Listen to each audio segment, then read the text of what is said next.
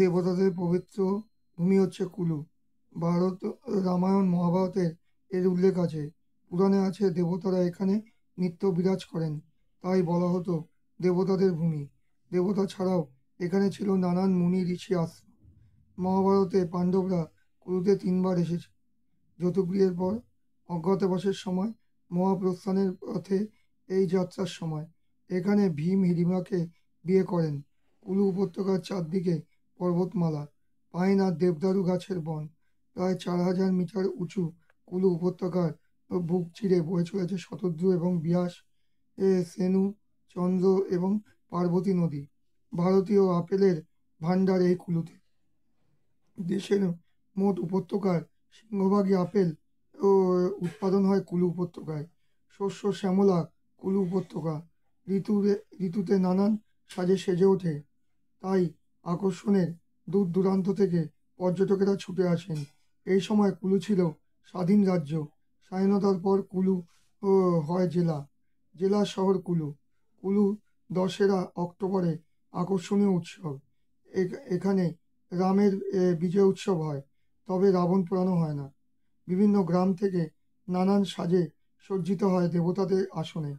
গ্রামের মানুষেরা পরনেও থাকে নানান সাজ। সকলের আগে এ, চলে ভীমের পত্নী হিড়িম্বা।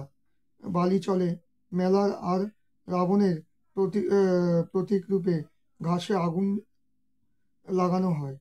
অশুভ শক্তির বিনাশ হয়। সমস্ত কুলু উপত্যকার মানুষ মেতে ওঠে এই উৎসবে। কুলু উপত্যকার স্থানগুলির মধ্যে প্রধান হল রঘুনাথজির মন্দির। রঘুনাথজি হলেন কুলুর প্রধান দেবতা। 4 কিলোমিটার দূরে বৈষ্ণব দেবীর মন্দির। এই গুহার মধ্যে রয়েছে দেবী। এখান থেকে দেখা যায় কুলু শহরের দৃশ্য। শহরে ছড়িয়ে না 11 কিলোমিটার দূরে 2500 মিটার উচ্চতায় বিজলি মহাদেব মন্দির। চড়াই ভেঙে পৌঁছাতে হয় মন্দিরে। মন্দিরের চূড়ায় রয়েছে 60 ফুট উঁচু একটি লোহার দণ্ড। এই দণ্ড দিয়ে স্বর্গীয় শক্তির মন্দির প্রবেশ করে। আর প্রতি 12 বছর অন্তর বিদ্যুৎ প্রহারে ধ্বংস হয় শিবলিঙ্গ। পুরোহিত শুদ্ধ ঘি দিয়ে পুনরায় তাকে জুড়ে দেয়। মন্দির প্রাঙ্গণ থেকে চারদিকের দৃশ্য মনোরম। কুলু থেকে ভুন্টায় ছাড়িয়ে জাতীয় সড়ক 15 কিলোমিটার দক্ষিণে বিপাশা নদীর তীরে বাজেওড়া রয়েছে পাথর কুট দিয়ে তৈরি বজ্রেশ্বর মহাদেব মন্দির। মন্দির মন্দিরের কারুকার্য সুন্দর। মন্দিরের বাইরে গণেশ, বিষ্ণু এবং পার্বতীর মূর্তি। থাকার জন্য রয়েছে এখানে ফ্রেড হাউস। বাঞ্জারা বাজৌড়া থেকে 14 কিলোমিটার দূরে 920 মিটার উচ্চতায় আউট। এখান থেকে জাতীয় সড়কে ছেড়ে আলাদা পথ গিয়ে বাঞ্জার সোজা জালোরি পাস হয়ে রামপুরের উদ্দেশ্যে। এই পথের আউট থেকে মাত্র 5 কিলোমিটার দূরত্বে ছোট্ট গ্রাম হচ্ছে লার্জি। সাইনাজ ও তীর্থন নদীর সঙ্গমস্থলে এই গ্রামের নদীর জালে ট্রাউট মাছ ধরার আনন্দ পেতে পৌঁছাতে হয় বহু উৎসাহী পর্যটক।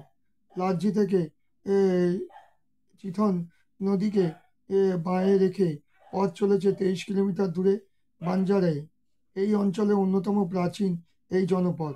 পাইনে ঘেরা এই গ্রামের বৈশ্বিক মেলায় খ্যাত বহুকাল থেকে। বাঞ্জারায় থাকার জন্য রয়েছে পিলাগ্রি রেস্ট হাউস।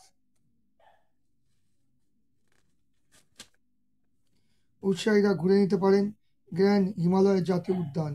1999 সালে শেষের দিকে মর্যাদাপ্রাপ্ত এই পার্কে দেশের নবীনতম জাতীয় উদ্যান, যার ব্যাপ্তি 1171 বর্গ কিলোমিটার। বাঞ্জার থেকে 5 কিলোমিটার দূরত্বে তৈরি হয়েছে সাইড রুম্পা ট্রাস্ট সেন্টার। ঘন পাইনের জঙ্গলে প্রায় 6 কিলোমিটারে 6 একর জায়গা নিয়ে তৈরি হয়েছে কমপ্লেক্স। রয়েছে বেঞ্চ অফিস, ডামিডারি। লার্জিতে রয়েছে ইনফোকমের সেন্টার।